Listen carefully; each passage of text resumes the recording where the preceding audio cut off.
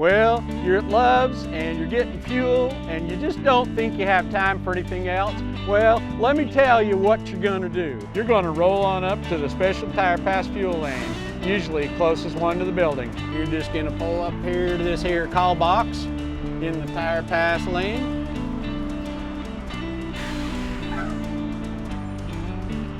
Push this button to talk.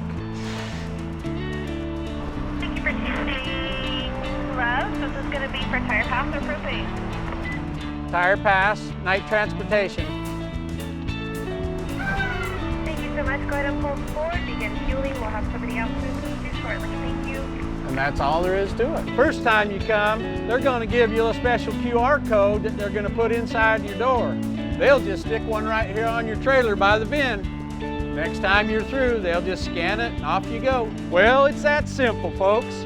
You get your fuel, they check your tires, and it's free, totally free. You heard me, free for you and me.